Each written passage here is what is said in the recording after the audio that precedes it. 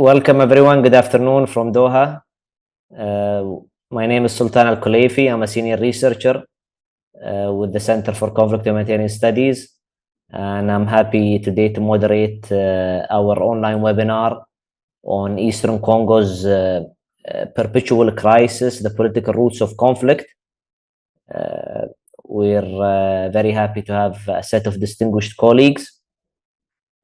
I'd like to give quick remarks about the history of our center. So the Center for Conflict Humanitarian Studies was established in Doha in 2016, and it's a center of excellence for the analysis of conflicts and conflict, post-conflict reconstruction, and also conflict mediation. And we're starting this series of analyzing conflicts in the Great Lakes region. And we're happy to start with analyzing Eastern Congo's political situation and the crisis there and ongoing mediation efforts.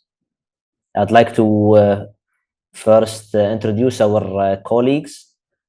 We have Joshua Walker, and Joshua is Director of Programs at the Congo Research Group at New York's Center on International Cooperation. He has been working in and researching the Democratic Republic of Congo since 2014. His research on politics, economy, and culture in the DRC sits at the intersection of academic knowledge and policy making. His work has included works on extractive economies and their social and effects, public culture, conflict, and politics. We have also Father Menani, who's not yet here, unfortunately, due to a small connection problem. We hope we'll have him come in pretty soon. So Father Menani, Father Rigobert Menani, is the head of research and socio-political department at the Center for Social Action in the Democratic Republic of Congo. And we're also delighted to have Mr. Francis Diakanda, who's the head of West Africa at Search for Common Ground, which is a very well-known peace-building organization. Mr. Diakanda is a dynamic leader with over 26 years of experience in humanitarian development and peace-building programs across Africa, and he's also Congolese by nationality, so we're really keen to hear his perspectives. So, ladies and gentlemen, I'd like to start the webinar by framing the webinar around current events. So the Democratic Republic of Congo has undergone a lot of transformations since its independence. Mainly, if we look at the near history, the first Congo War and the second Congo War were really transformative events of the situation in Eastern Congo. After these wars, the situation in Eastern DRC has underwent a couple of mediation attempts, starting with the Sun City Agreement and further agreements, and the intersection of rebellions over time. So the current situation with the M23 group has been there since 2013, dormant and then getting activated. Of course, the situation since early 2025 has been delicate and has been disintegrating since that time with the rise of the M23 and the fight that has been going on there. Different mediations have attempted to reconcile between the M23 and the Congolese government, with SADC trying to have a role there, the Eastern African Organization, and also the entrance of Qatar and the United States as mediators in recent memory around March 2025. So the main question that I'd like to frame our webinar around is that why does Eastern DRC remain locked in cycles of violence despite repeated mediations and repeated interventions?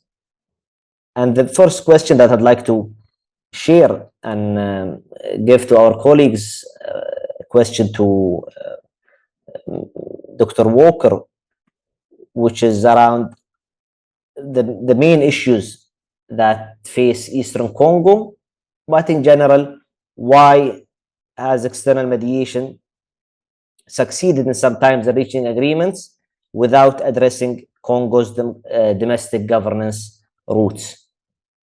Please go ahead. Thank you very much, Sultan, and I want to thank the Center for Conflict and Humanitarian Studies for organizing this event.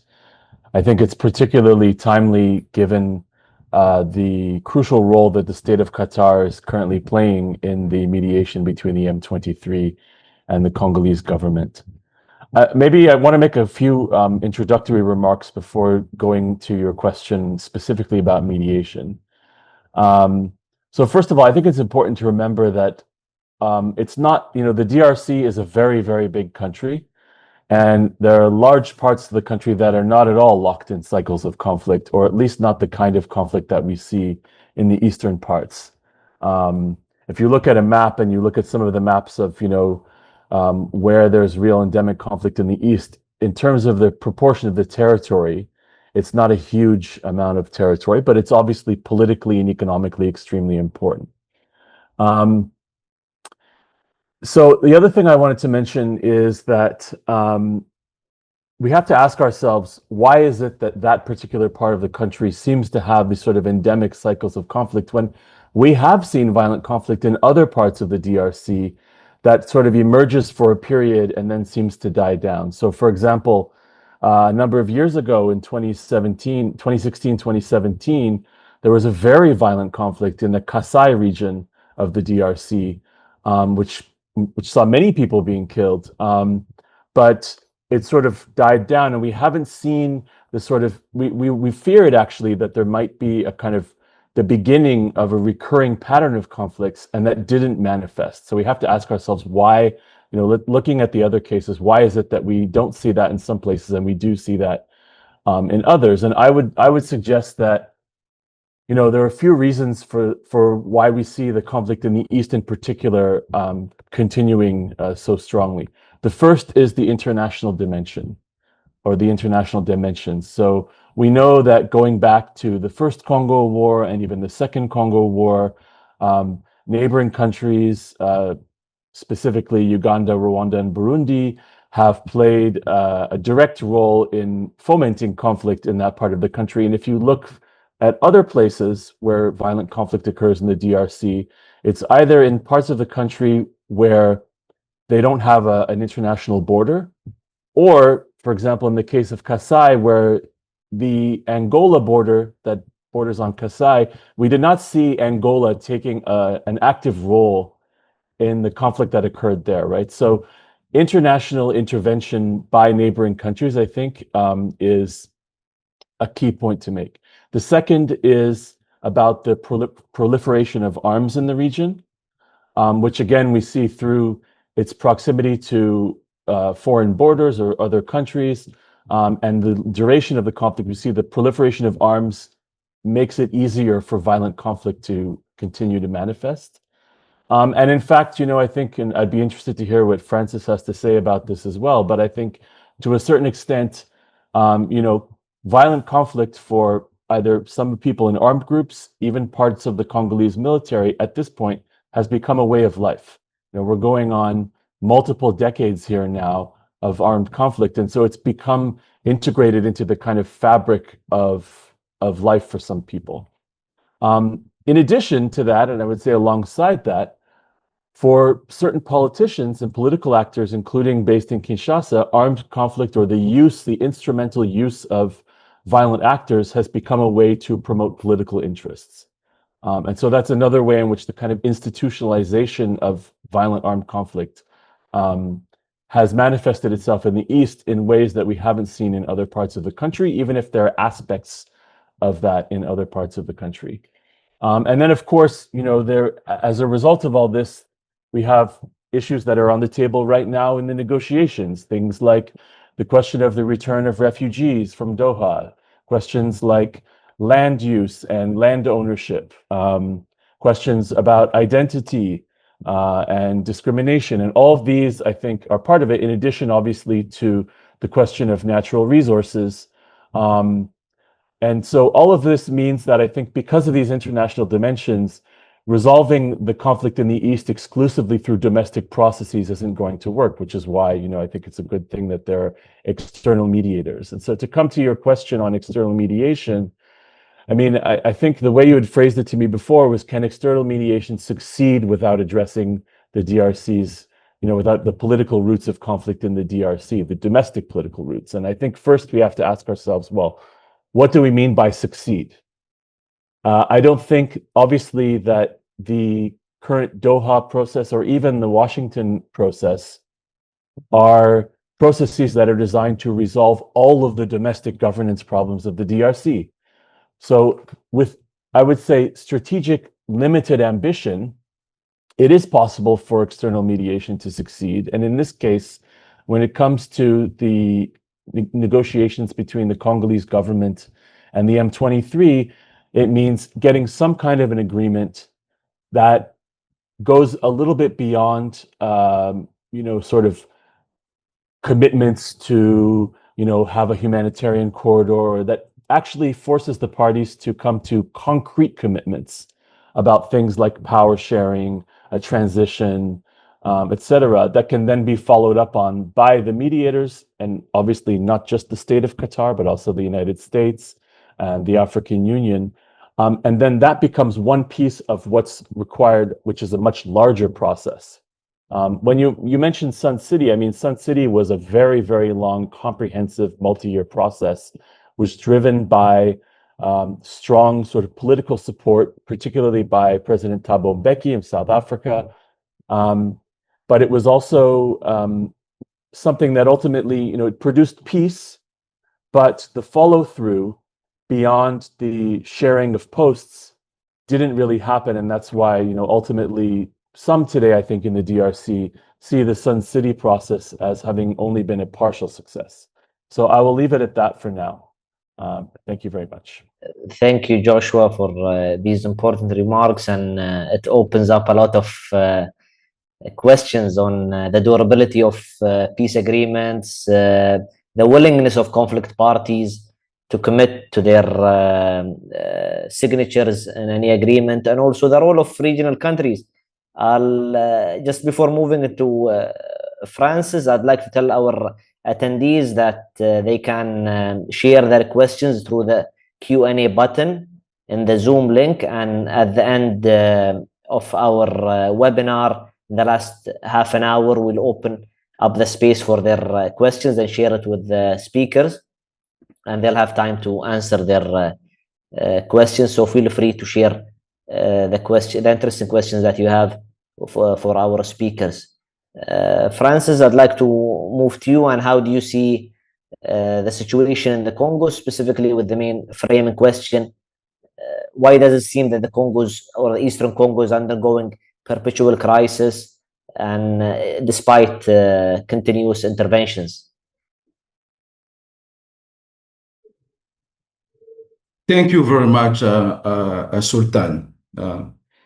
First, let me say that I'm really grateful to the organizers and also my fellow panelists, for creating such, I would say, courageous and necessary open space for dialogue. At this moment, we know that the government of DRC and Rwanda are about to sign a peace agreement in Washington, as in Qatar, between the DRC and the M23 IFC, coalitions. Kwame Nkrumah once said that the forces that unite us are intrinsic and greater than the superimposed influence that keep us apart. In Congo, and unfortunately across much of Africa, we continue to live, I will say, under the shadow of those superimposed influences, inherited borders, external interests, and I will say most dangerously, internal power configurations that serve a few at the expense of the many. So I think the straightforward response from my perspective to your questions will be, the focus on the critical importance of building or rebuilding trusts, including developing leaders who can bridge divides, who can build broader coalitions, and who can show how to work together even during deep disagreements. I think from the east of Congo and any part of the world, if we want power to support peace building, then I think it's important that we revive a basic truth that we can only solve our biggest problems together, non-violently and through corporations. Let me try to describe my opinion using 7 points. First one is what I name the power problem, peace held hostage. The tragedy, and I will call it tragedy, of Eastern Congo is not just about a story of militias or minerals. It is a story of power, how it is acquired, how it is used, and how it is protected. Since independence, governance in Congo has often revolved around personal power rather than public purpose. The colonial state, we remember, was designed to extract, not to serve. And that DNA, in my opinion, was never truly questioned. So power became a tool of control, not of care. And successive governments, have reproduced the same logic. Loyalty is bought, dissent is silent, and communities are seen not as citizens but as subjects. And so instead of having a state that unites, we have, I will say, states that compete with their own people for legitimacy. That, I believe, is the heart of the problem. You cannot build peace in a system that rewards, fears, and punishes trust. You rightly say that I am African from Congo, so I think it's important that we put that power problem at the core, the heart of our thinking. The second element is the fragmented power. And with fragmented power, you can only have fragmented peace. So power in Congo, I think, and in the wider Great Lake regions, is not centralized. It is fragmented. Each layer of society has, I will say, its own mini states.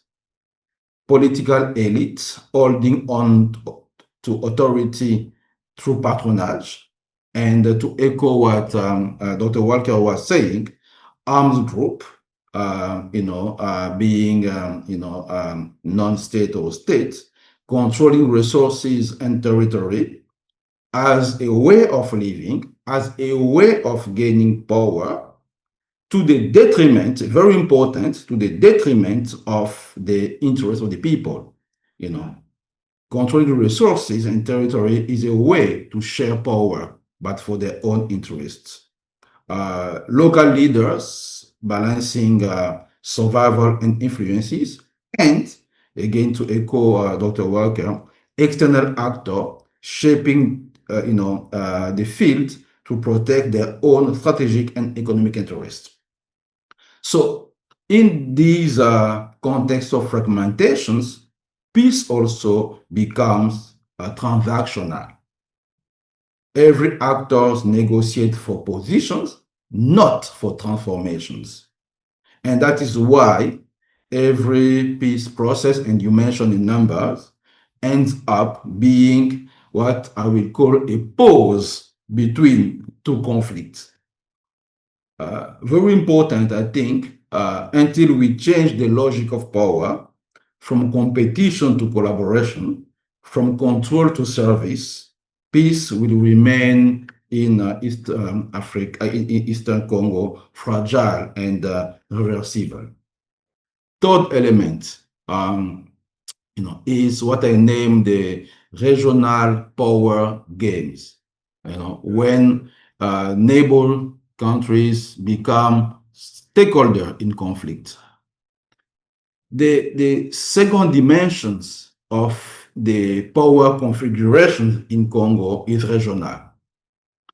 The crisis in South Congo is also, I will say, a mirror reflecting the insecurities of its neighbors countries. Rwanda, Uganda, Burundi, and others have all at different times seen, I will say, Eastern Congo not as a partner in peace, but as a buffer zone for their own domestic fears. Each intervention, sometimes justified in the name of security, as in reality deepens instability and empowers armed group, and at the same time weakens, the sovereignty of the Congolese state. And we know without a strong state, you cannot have sustainable peace. But I think the problem is also not only what others do in Congo. If we put this in the continental perspective, I also think that the absence of a shared African strategy for peace built on trust and accountability between states is a problem.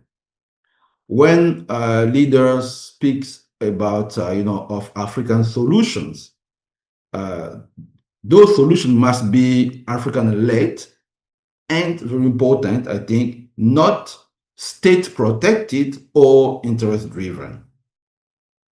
Very important that I will say we cannot continue to outsourcing, peace in the region, peace in the Eastern Congo to regional rivalry or international bargaining tables. The fourth element, and very important, and I think this is a dimension that was, is ignored most of the time. It's what I call the power of people. The power of people.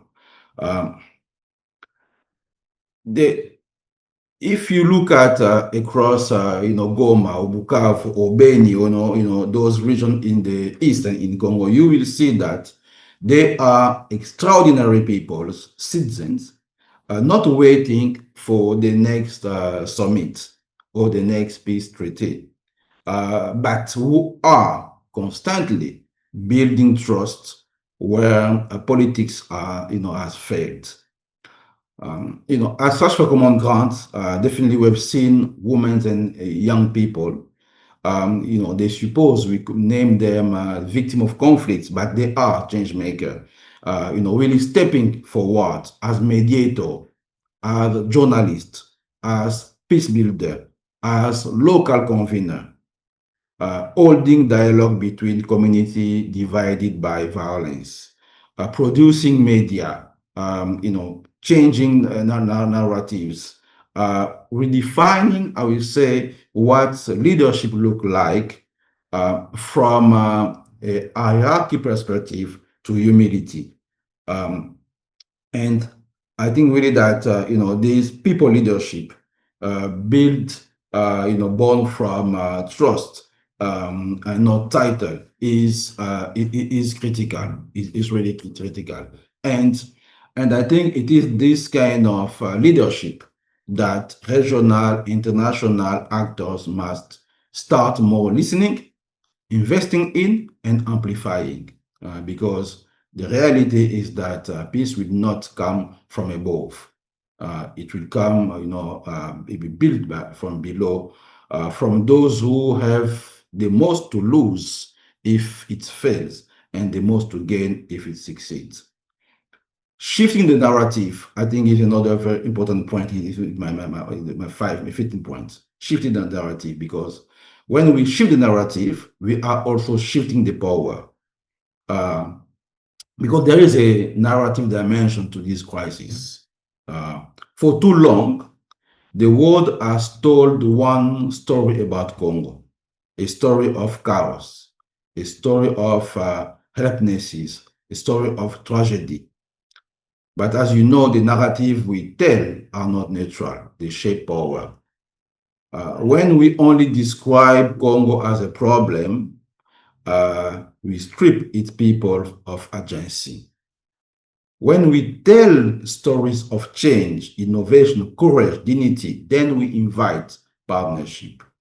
So I think that, changing the story is not a cosmetic. Yes, DRC is a large country, but being large country is not an excuse, for mediocrity. It's not an excuse for mediocrity.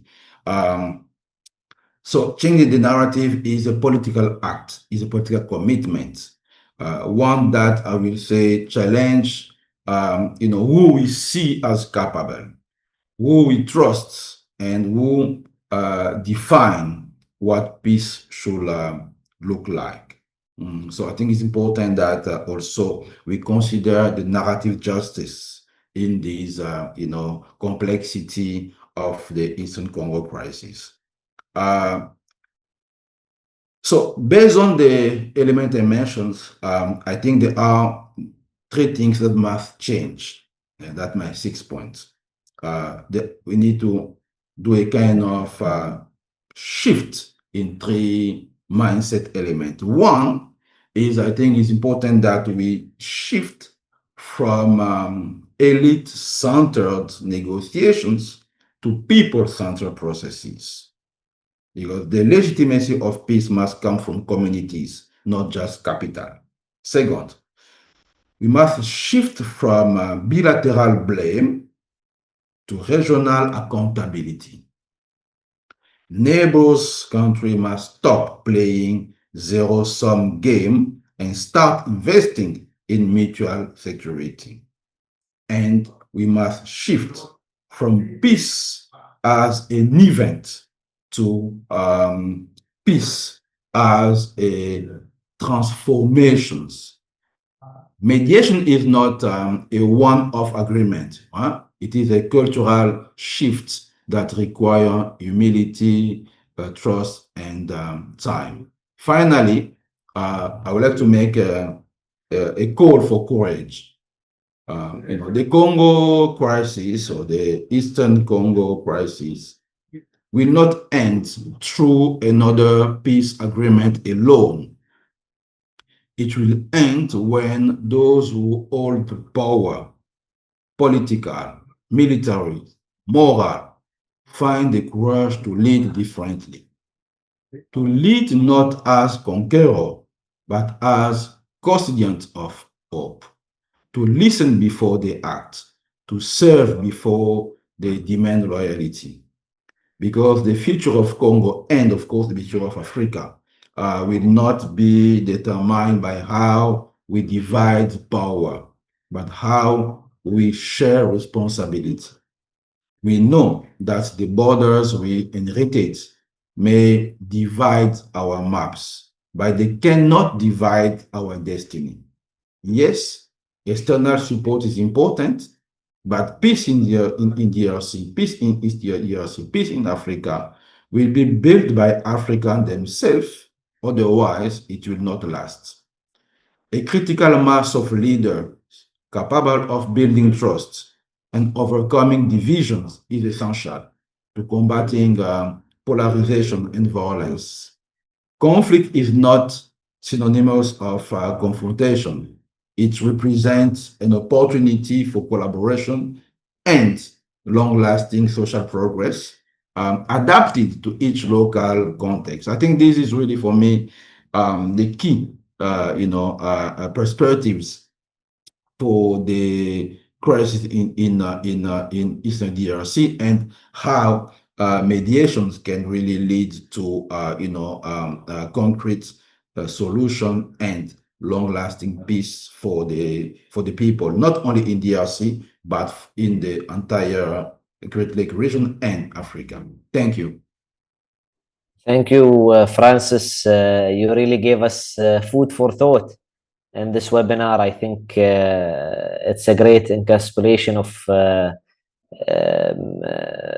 the positives in the situation, and also the things that need to change for a prosperous future in the region. Allow me a follow-up question based on your remarks, in which what really caught my ears was when you said power in Congo is fragmented, and so peace is fragmented. And this brings me, I think, to the issue of center-periphery relations in large countries like the DRC. How do you foresee the future of center-periphery relations in the DRC based on the current situation? How can future negotiated settlements lead to a better relationship between the center and the periphery based on local actors' own interactions and dialogues? Yes, no, definitely. I think it is about governance. It is about governance. I used to say that Africa is one country, and African people are one people, and I think this mindset is important for how we govern, the people and the relationship between people in different countries in Africa and people in different parts of one countries. So having central power which understands the critical importance for the power to be shared with people, and who understand that the reality of people's life is beyond border. If you look at east of Congo, definitely the life of people in the east part of Congo is linked to the people in Rwanda. That's a fact, and that's a positive thing. It is the same with the people from my region. I'm from Bakongo, from the west. We are linked with the people in for Angola. Same for those of us in the Katanga. They are linked with the people of Zambia, and so on and so on and so on. So we are one people, and this diversity is powerful. So it is important that those in power in those different countries and those trying to help establishment of peace, they understand the critical basis that people are one and want to live as one and not divided. Thank you. Thank you so much, Francis. I'll move to Joshua. Allow me a follow-up question, Joshua, on your remarks on external mediation. And I wanted to ask you, how can mediator and local actors align their interventions better to produce durable change? What happened in the past, but also what is happening currently, and how I would say external mediation and peace building. There are local actors who are interested in the change that is happening in the Congo, but sometimes people feel that the mediations are elite-centered. How can it be better packaged to produce durable change? Thanks very much for that question. I'm also looking at the questions in the Q&A as well, but maybe we'll get to them later. I think, so that's a very challenging question. I mean, I think that, and building a little bit on what Francis said, I mean, I think that one of the things that we would have liked to see more of in, both the Washington and the Doha processes is a more meaningful inclusion of civil society, whether that be in the form of consultation by the mediators or whether that be in the form of formal inclusion into some of the discussions. But I think that, to build on what Francis said, people in civil society have arguably a different perspective on the conflict than, say, government or others. And I think that would be extremely useful in terms of shedding light on some of the sort of nitty-gritty of the dynamics of conflict and the possibilities for peace that maybe evade the negotiators who are perhaps more focused on different aspects, let's say, if I can put it that way.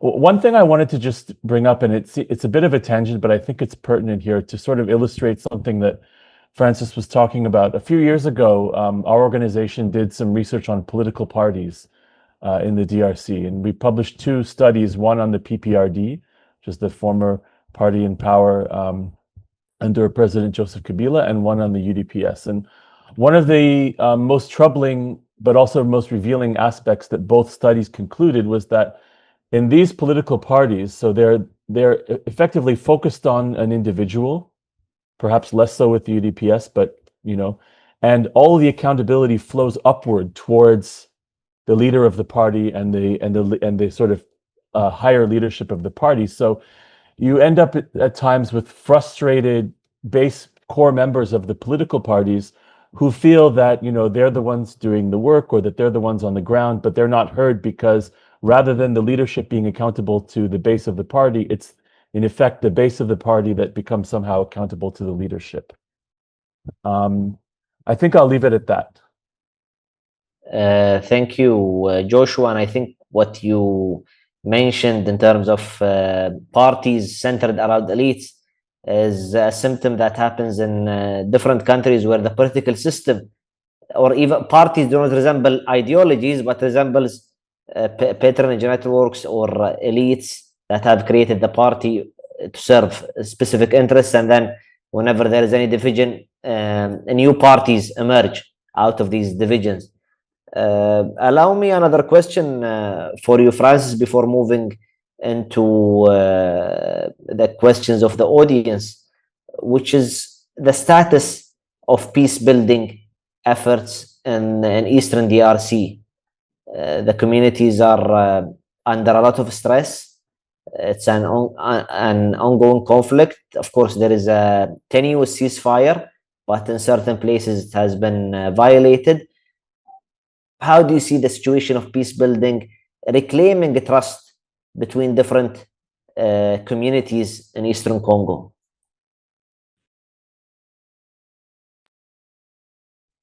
Yes.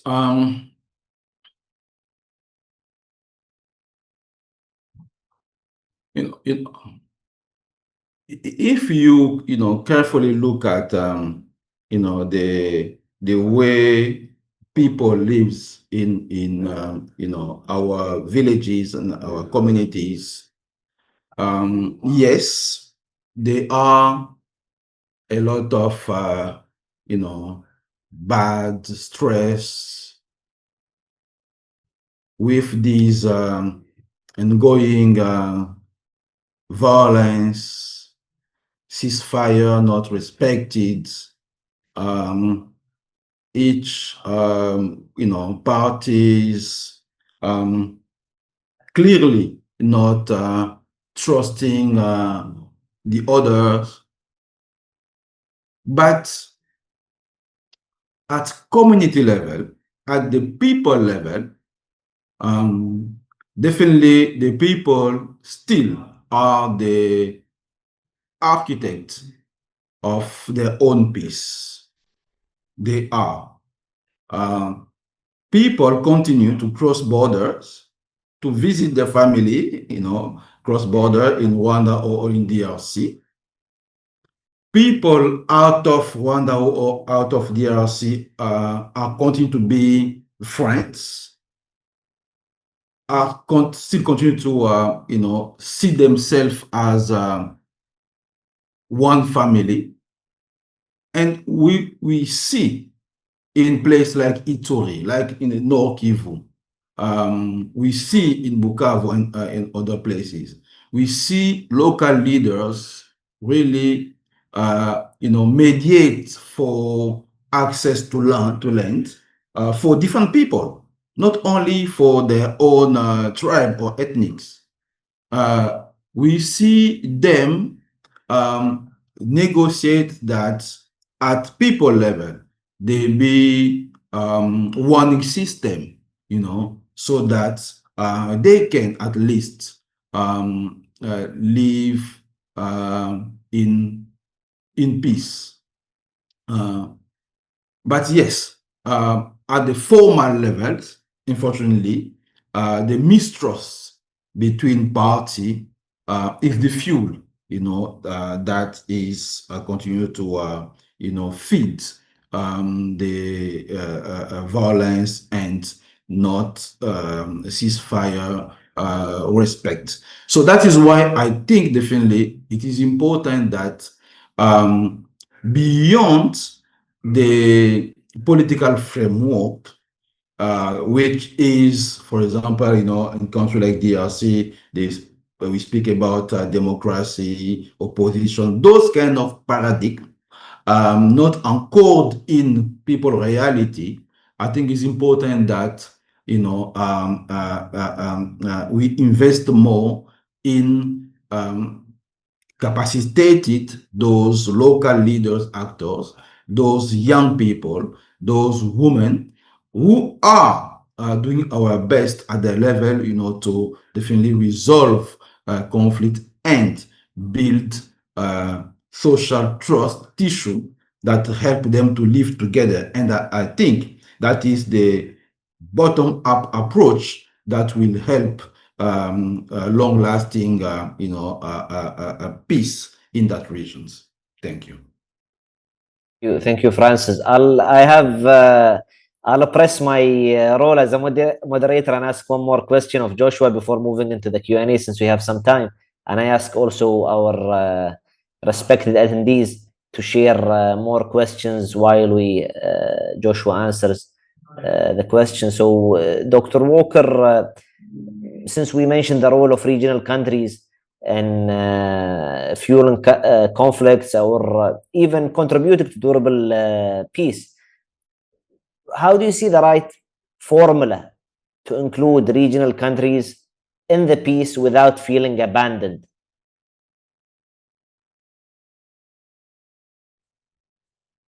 Thank you. So when you say without feeling abandoned, you mean abandoned by whom?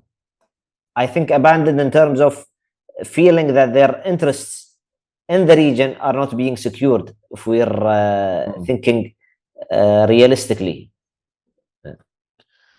Yeah, that's a great question. I mean, I think what perhaps, one of the things that is interesting about the approach that we've seen this year in 2025, despite its flaws, has been the attempt to include regional interests through the regional economic integration framework that was initialed in Washington, D.C.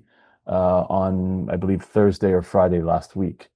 And I think that's probably a step in the right direction, but it's fraught in a sense, because politically, domestically in the DRC, the idea of formally trying to cater to the economic interests of neighboring countries with regard to the DRC's resources, whether it's processing and refining or etc., is a tricky thing for President Tshisekedi to accept. On the other hand, there's a kind of a reality on the ground which suggests that not doing so will sort of continue to fuel the cycles of conflict. And I think that, my criticism of that approach right now is that it's been limited to Rwanda and the DRC. So just to take a step back, I mean, I think we think about the origins of this phase or this particular iteration of the M23 conflict.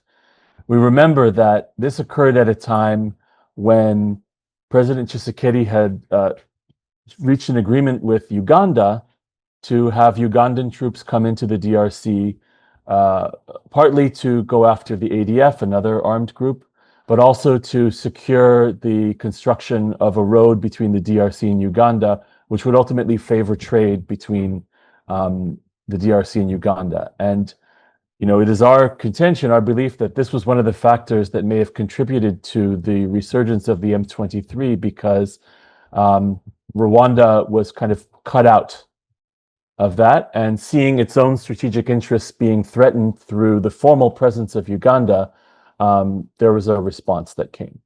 And so I think, in a different way, without considering the interests of Uganda and Burundi in any kind of regional economic integration that's being proposed now, we run similar risks. One of the things that I've said several times on this is that when we think about the regional puzzle, we can't just be thinking about each of those countries' relationship with the DRC, but their relations with one another. When the M23 crisis started, the relations between Uganda and Rwanda were quite poor, which sort of contributed, I think, to the resurgence of this conflict. Similarly, the relations between Rwanda and Burundi are not the best.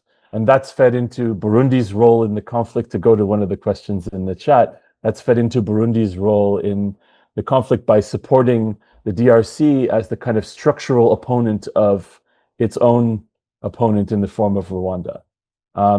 So I think it needs to be a comprehensive initiative that doesn't just focus on one country or even two countries, but at the same time, it has to be politically digestible for the DRC to actually be able to work and to create peace. Thank you, Joshua. That's really very interesting. So in terms of the first question, that we're moving to the Q&A, and in terms of the first question, which Joshua answered partly, which is on the role of Burundi and the Burundian military as conflict stakeholders. I don't know if you want to expand further on that, Joshua or Francis. You'd like to take the question.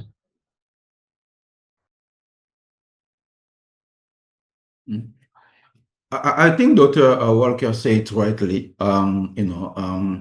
Burundi, as others neighbor countries, as I mentioned earlier, they have their own internal insecurities issues, and unfortunately, also Burundi and Rwanda, relationship also being problematic. So that leads to Burundi to take sides with DRC in this complexity.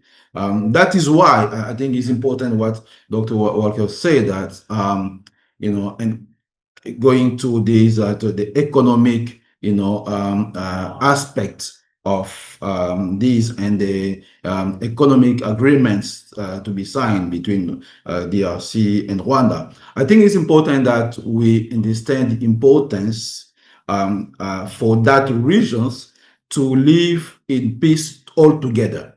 It is not only between Rwanda and DRC.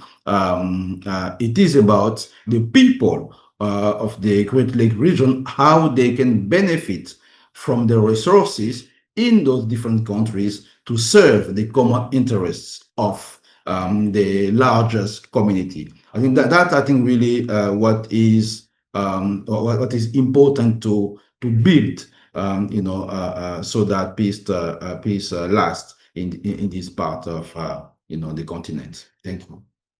Thank you, Francis. There is another question which is on the UN. It used to be a major actor or a major mediator in the DRC, and they're not present in the moment. And the question is, should they play a role in the current process?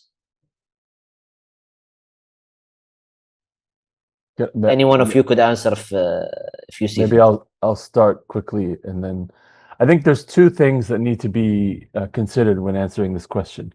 The first is, the MONUSCO, the UN peacekeeping mission, has been in the DRC in some form for about 24, 25 years. I think the first iteration began in 1999. So it's been there a very long time. And we've seen in polling that we've done that the support for MONUSCO has kind of steadily declined among the Congolese population because of people's perception that the mission is unable to fulfill or adequately fulfill its key role, which is the protection of civilians. So I think, first of all, there is a genuine domestic political problem for the UN mission, which has contributed in recent years to it sort of losing sway as an important political mediator and party in the DRC. I think, secondly, though, there is a question about what role can be played by MONUSCO in the current process. And I think that even people who are, there are many Congolese who are quite critical of the peacekeeping mission, who nevertheless don't want it to leave right now. And I think, one of the things that's on the table right now is the question of MONUSCO's role in monitoring a ceasefire between the M23 and the DRC government. And there's been a lot of back and forth over that. I think one of the problems is that because of MONUSCO's role in the M23 conflict, it has come to be described by the M23 and by others like Rwanda as being a party to the conflict rather than a peacekeeping or even a peacemaking force, which has created a political challenge for the mission to be able to then position itself as a neutral ceasefire monitor. But I think that nevertheless, this is a role that can and should be played by the UN. And I think even the Congolese who are otherwise skeptical of the usefulness of the peacekeeping mission, many of them feel similarly. So I'll leave it at that. Thank you, Joshua. Francis, do you want to intervene? Or I think that's fine. Great. So there is a question by Dr. Abdurrahman Gas, which is directed toward you, Dr. Francis. Since the DRC joined the East African community in 2022, how has this affected the country's peacekeeping and peace-building efforts, and what are the main limitations on what external actors such as Qatar can realistically do to support these processes? I think he mentions the peacekeeping force that was there by EAC in 2022. Yes. I believe that the decisions, from the Congolese government to join the East Africa communities was a strategic one, and a positive one also because, as I said previously, the social and economic, cultural relationship between, the people from the Eastern Congo with, those from the other part of the East Africa countries, Kenya, Tanzania, Rwanda, Uganda, Burundi, and so on. So I think it's important to recognize that fact and to build on that fact so that, this part of Africa, including the east of DRC, can build also, share, economic growth. But at the same time, unfortunately, there is what I call ethnicity play that unfortunately our political leaders, use. The East Africa is mainly composed of, in terms of ethnicity, those we largely name to be the Nilotic peoples. And, in the south, with the SADC, we have mainly what we call, the Bantu the Bantu peoples. And unfortunately, I think our leaders also play with that, to fuel conflict and mistrust. That is, I think, one of the reasons why, unfortunately, the East Africa interventions in East Congo was not really successful, as to say. And unfortunately, the DRC government has to ask the Kenyan, forces to unfortunately leave the country. And because of this, unfortunately, ethnicity play game by leaders. Thank you. There is a question on the root causes of conflict in DRC and on gold and mining, and the question is that resources are a main cause in many conflicts. So how do you see the role of natural resources in instigating conflict in the DRC? If you'd like to go at it, Francis, and then Joshua. Yes, I can go, and then Joshua maybe come in. Some used to say that the gold and those strategic minerals and the richness of the DRC resources is a kind of crosses for the countries. I don't believe that. I don't believe that. I think it is important that we name the reality, which is unfortunately the cupidity of some whom are intentional to use resources, including those named strategic one, for their own interests, personal interests, instead of seeing those resources as wealth for the humanity. I think this for me is what is important. One. The second important thing is having gold or minerals, yes, but what about the governance in country so that the people from Congo, the people from the region, and the people worldwide can benefit from those minerals? What is the governance framework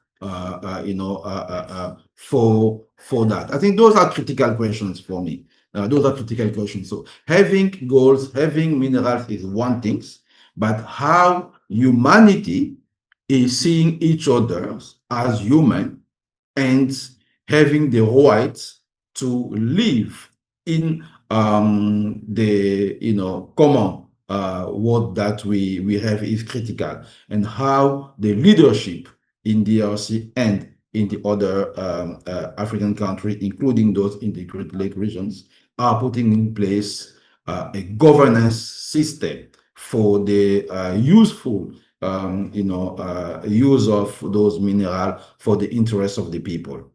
Thank you. Thank you, Francis. Joshua, if you'd like to give it. Sure. Just quickly, I mean, I broadly speaking, I agree with Francis that, I think I would say one of the difficulties in explaining the conflict in the DRC, and not just the DRC, I think other conflicts in Africa as well, is that it's always very complex. And trying to explain something complex quickly to people who don't necessarily have the time or aren't necessarily familiar with the region is very difficult. And so often the shorthand becomes, well, it's all about the minerals. It's all about the mines. And the problem is that it's not that the minerals have, in my opinion, no role in the conflict, but it's also incredibly reductive to say, well, it's just all about getting control of the mines. In other words, I think that when we, when you say that the root cause has to do with the desire for other actors to gain control of natural resources, you completely eliminate and brush to the side all kinds of other legitimate questions that we've been talking about here that have to do with the way power is exercised, the way people are able or unable to coexist together, all those kinds of things, which are also part of the calculation of how Eastern Congo operates. And so, does that mean then that actors are uninterested in control over mineral supply routes, supply chains, or production? No, I don't think it does. And I think particularly now, with the price of gold being what it is, there are certain incentives that are created, particularly around gold, in addition to some of the other minerals that are found in Eastern Congo. And so, is it a root cause? Not really. Is it something that enables and facilitates and transforms the nature of the conflict? Yes. Great, thank you, Joshua. I think that's a great answer. And in many countries, some of them do not have as much as the natural resource that the DRC has, but still there are conflicts. So it might be a contributing factor, but it's not a root cause. There is a question by Jackie Kiernan, which is how do you see the role of private sector in the peace process as contributing to? I think it links also to the issue of natural resources. Yes, exactly. Definitely, I think it's linked to the issue of mineral and natural resources. And again, to speak, about the human, side of things. Definitely, private sectors has a critical role to play, including in terms of, the traceability of the supply chain, system, so that the resources that and the profits that they make is not on the detriment of the people living in those areas where natural resources are extracted. So the transparency in terms of the supply chains process is critical, definitely, I think, from the private sectors in these conflicts. Thank you. Thank you, Francis. Joshua, if you'd like to. Yeah, thanks very much. So I think, one of the things that we've seen differently in 2025 really has been the attempt to sort of formally include the private sector, but also the carrot of investment in the peace process. And I think that the logic has been that, at least in the case of the United States, the logic has been that if it's possible to have American economic interests and capital directly present and linked to the Eastern Congo, then that will help to mobilize the United States government to, help continue to try to find a solution and create peace. And I think that, the logic is not bad. The kind of test case for this earlier on this year was Alphamin, which is a tin mining company in Walikale, North Kivu, that produces around 7% of the global tin production. And that when the M23 when the M23 forces got to where it was, the United States, from our understanding, was kind of instrumental in getting the M23 to back off because the company was majority owned by a US British firm. And so we saw that was kind of like the template or the model, I think, that the people who were coming up with this new framework had. Unfortunately, perhaps the majority stake in that company was subsequently sold to interests from the UAE, which sort of removed the direct interest of the United States government in that company. But I think, what we see now is, some of these actors that have been, brought forward publicly, private investors, private companies, as, possible investors in the Eastern Congo, they're in a holding pattern right now. They're waiting. They're waiting for, is there going to be a peace agreement signed? And will the conditions on the ground actually permit them to start doing anything? And that means not only permitting them to, be operational, but also having the consent of the Congolese government to go in and start up operations. And that's going to take a very long time.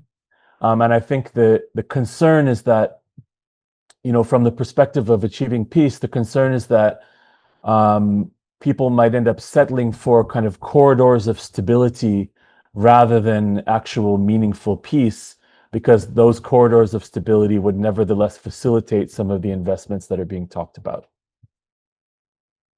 Thank you, Joshua. There is a question by Dr. Walid Ali, which is to both speakers. In light of the Washington Agreement, how might the UN contribute to institutionalizing multi-party mediation frameworks in the DRC, ensuring that recent diplomatic gains translate into durable political stability? How would the UN be part of these conversations, and it would be like a guarantor or something like that?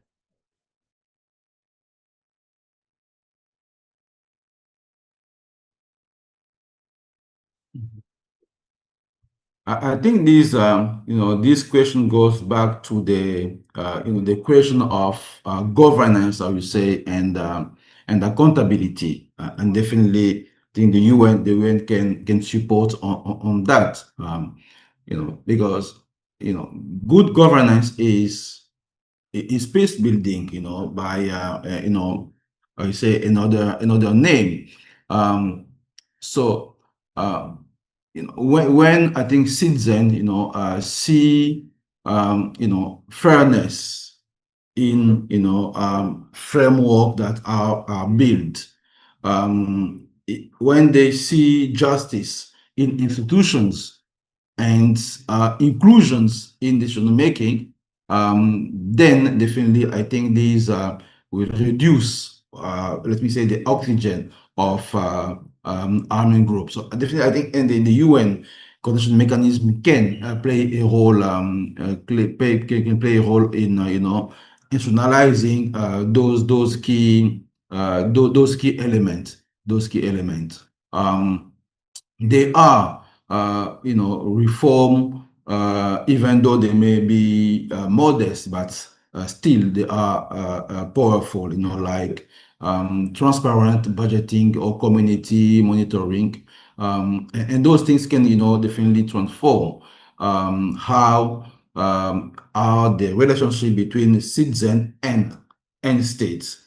And definitely, I think in these peace agreement framework, that definitely I think is a key part of the role that the UN can play. Joshua?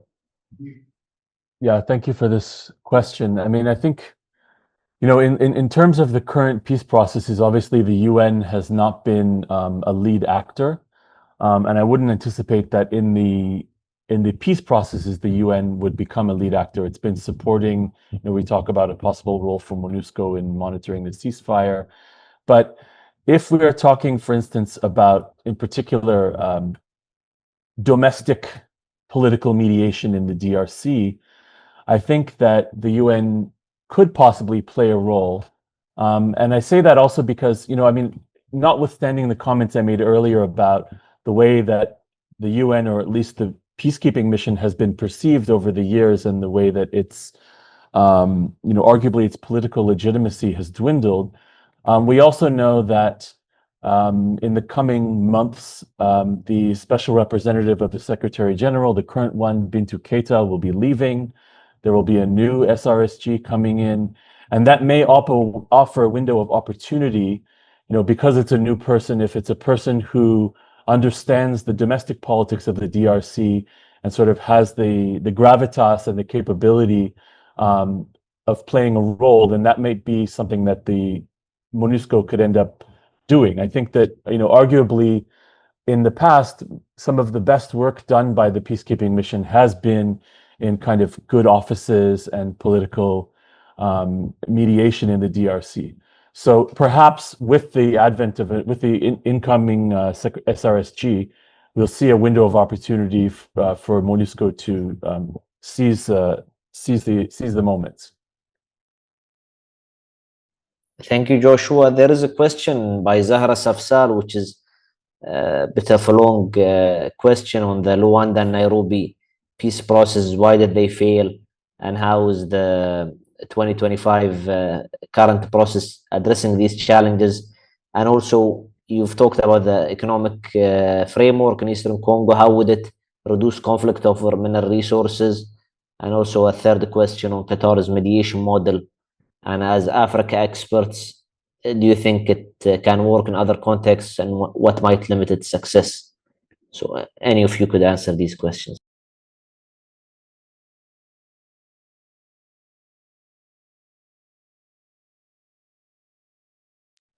Francis, do you want to go ahead, or Joshua can go ahead? Yes, I can go, and then Please. Dr. Joshua can complement. On the Luanda and Nairobi, processes, I think it referred to what I was saying, previously in terms of, the weaknesses, I would say, of the shared African strategy for peace, and the mistrust within those sub-regional bodies, and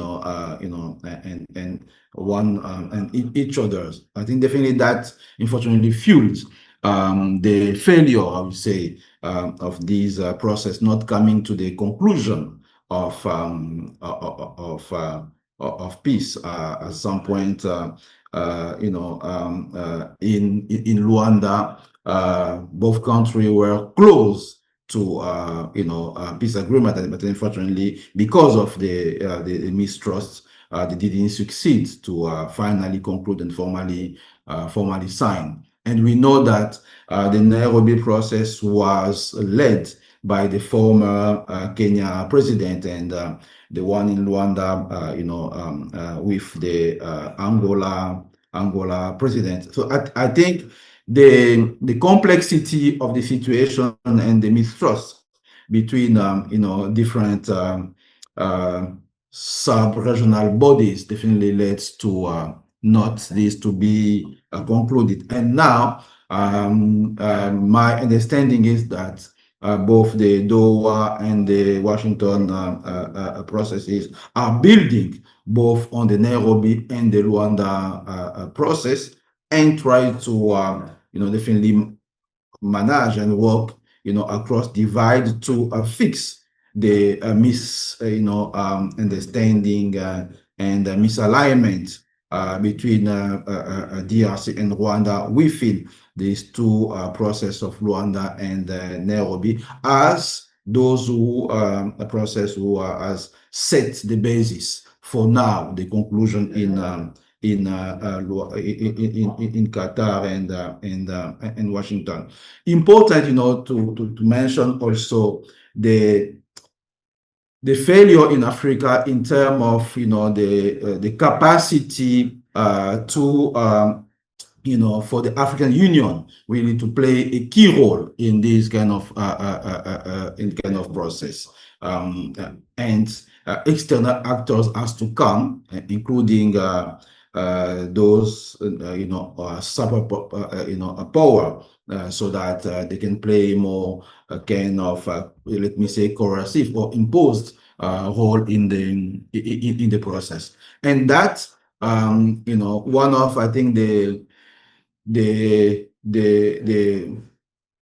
risk with the economic framework, in Eastern Congo now to be signed between the two parties, DRC and Congo. If this is based on peace versus minerals, then still there is a risk that this will be again a pause between two conflicts. But if really the understanding is that how can we, as one people from one community, from one region, benefit from the resources, from the people that we have in our communities, then this can be something owned, not only from capital of Washington, but owned by the people of the region, and that can be something more sustainable because the people recognize themselves in the need to share the use of resources across territories and across communities. Thank you.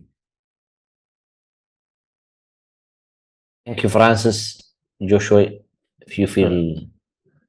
Just quickly, I think, so first of all, I think Francis is right in that, it's especially with the Luanda process, it's true that it failed in the sense of it did not produce a signed peace agreement. But as he mentioned, it was the work that was done in Luanda ended up being picked up by the United States in particular. I think that, what's interesting about the current situation is that, I think partly what happened was we were at an impasse, as events were occurring on the ground in January and February of this year. We were at an impasse where, on the one hand, I think everyone recognizes that ultimately a durable peace in Eastern DRC absolutely requires a buy-in and inclusion of African institutions. But at the same time, I would say the impatience for a solution, particularly by the DRC, wasn't necessarily really coming from the EAC and SADC processes that were occurring earlier in the year.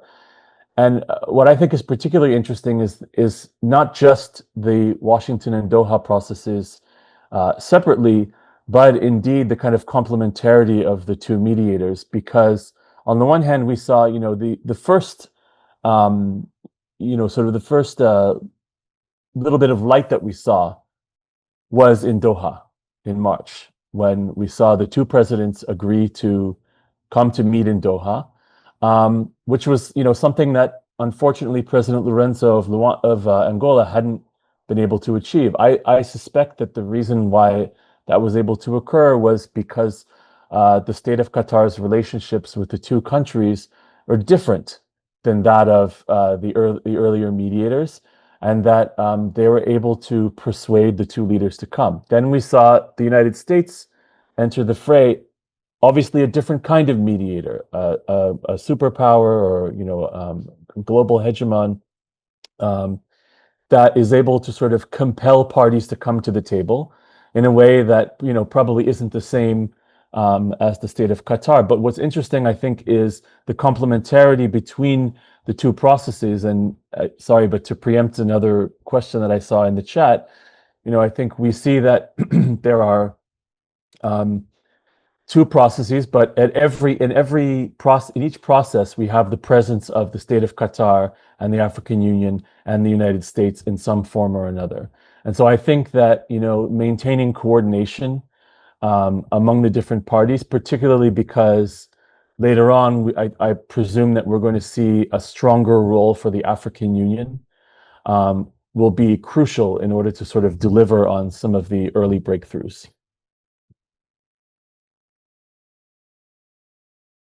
Thank you, Joshua. That's amazing. And there are two remaining questions. We can take 2 minutes or 1 minute and a half each to answer them.